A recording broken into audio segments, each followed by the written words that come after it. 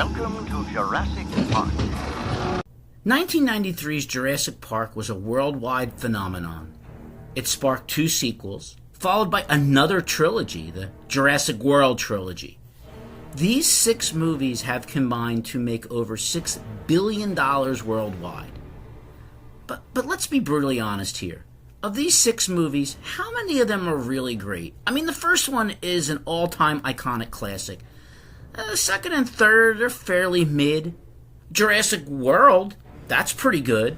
But the follow-ups to that, Fallen Kingdom and Dominion, I think they're pretty bad movies. Despite the fact that they made money. And there's your problem. If they keep making money, they're going to keep making these films, despite their declining quality.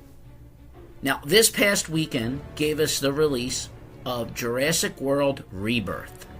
So what do we have here?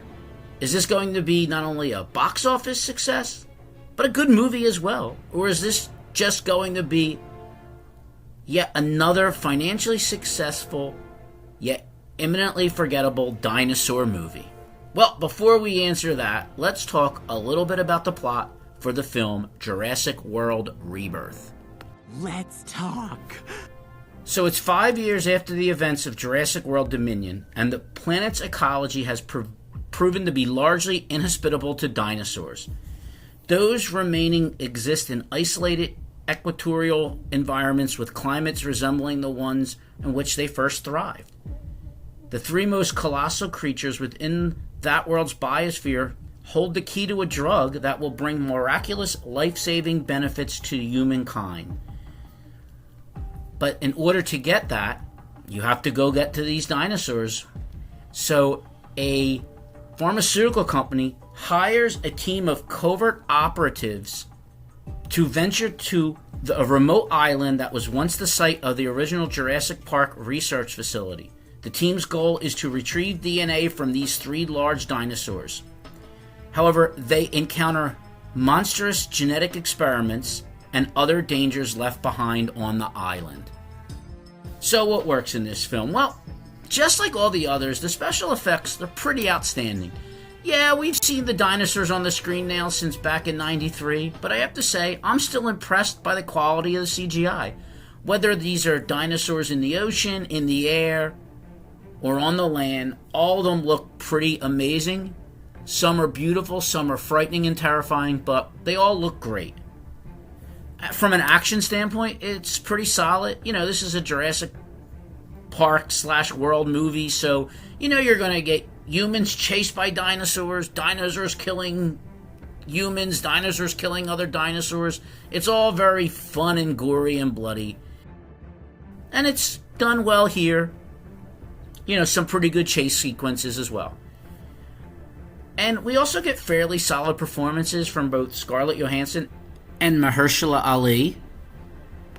They play part of the covert ops team. Pretty decent.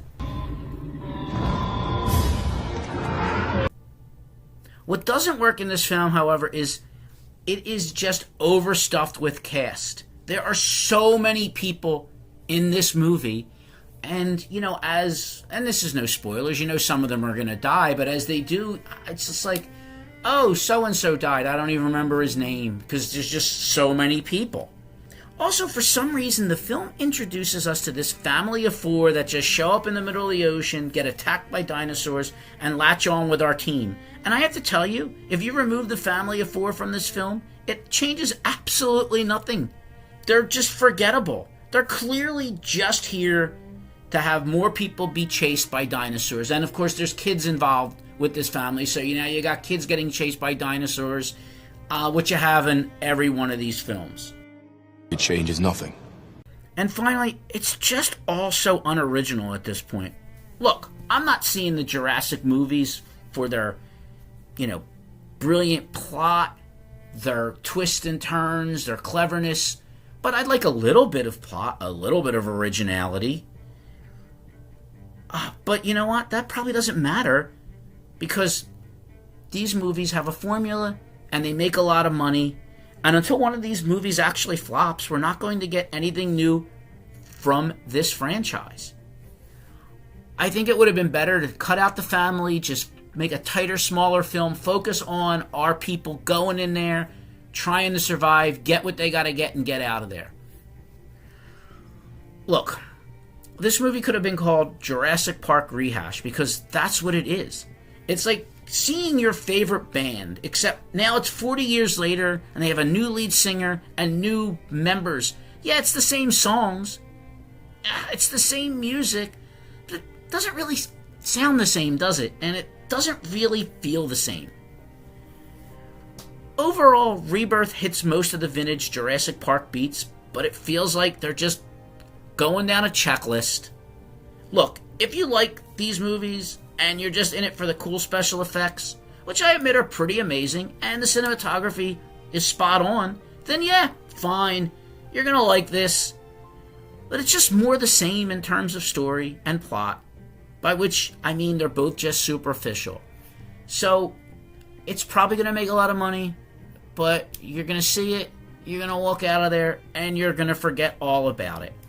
It's probably not as bad as the last two films, but let's be honest, that's a pretty low bar. It sets, I don't know, a low bar. Well, that's all I have for you this week. Tune in next week where I give you my thoughts and feelings on whatever I've seen. In the meantime, click that like button, subscribe, leave a comment or a question, share this video with friends and enemies alike, and as always, thank you for giving me your valuable time, and I'll see you next week. Take care.